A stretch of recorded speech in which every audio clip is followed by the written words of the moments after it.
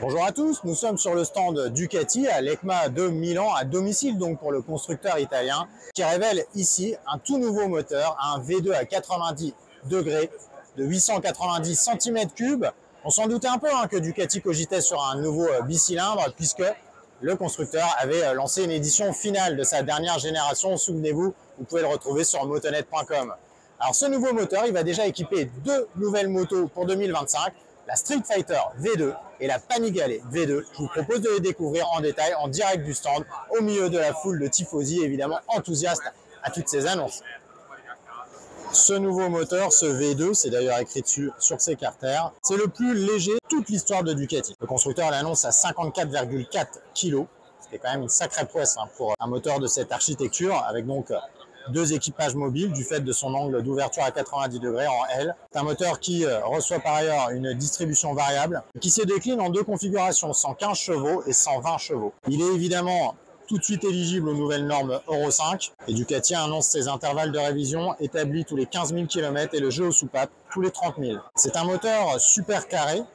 Ses cotes sont de 96 x 91,5 mm et c'est un moteur qui est capable de prendre 11 350 tours et dont le couple s'établit à 93 Nm. Il va être livré de série avec le shifter et ce moteur sera décliné en version A2, ce qui signifie donc que Ducati prépare une version bridée.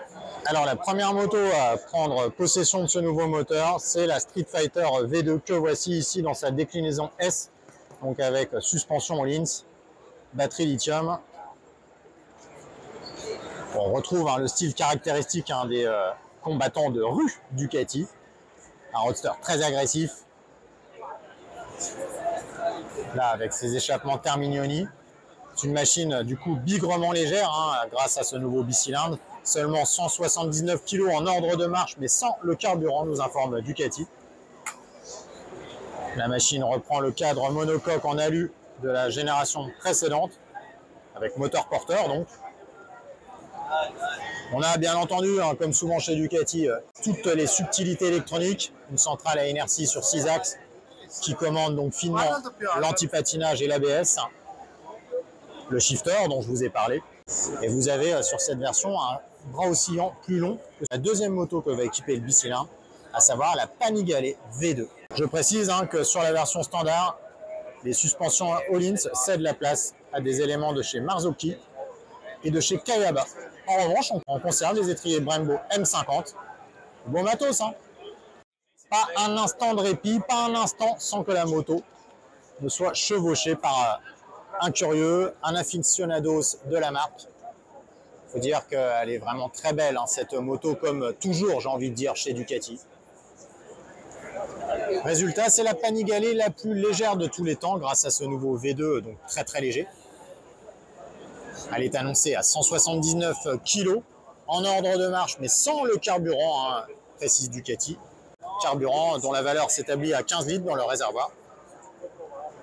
La machine développe 120 chevaux comme le Street Fighter V2 et donc 93,3 Nm de couple. Elle est équipée des Brembo M50 dont on vient de parler. Ici, dans sa version standard, elle est en Marzocchi à l'avant et Kayaba à l'arrière. Des éléments qui se transforment en Öhlins en matière de suspension sur la version S, plus luxueuse, plus chère aussi. Regardez là les deux sorties d'échappement, c'est beau quand même. Le bras aussi en vidé aussi, donc plus court de 30 mm par rapport au Street Fighter. Un écran TFT comme le veut la coutume chez Ducati. Toujours de la sophistication sur les motos italiennes.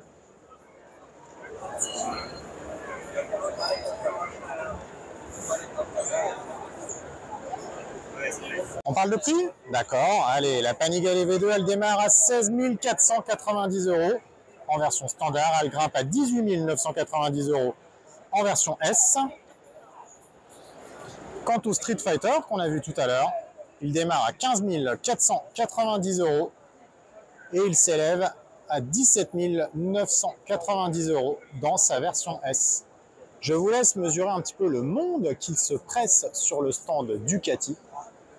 L'un des stands les plus pris d'assaut de ce salon EICMA. Je ne sais pas si c'est la fierté nationale qui joue, mais C'est très réjouissant, évidemment, hein, de voir une telle ferveur pour la moto. Mais en revanche, pour nous, journalistes, c'est très compliqué de travailler dans des bonnes conditions et de vous ramener des images et du son de bonne qualité parce que forcément, on est bousculé, chahuté, la musique à fond, les gens qui s'interpellent, les téléphones qui sonnent, bref, c'est sportif, hein, l'histoire. Bon, allez, j'arrête de me plaindre.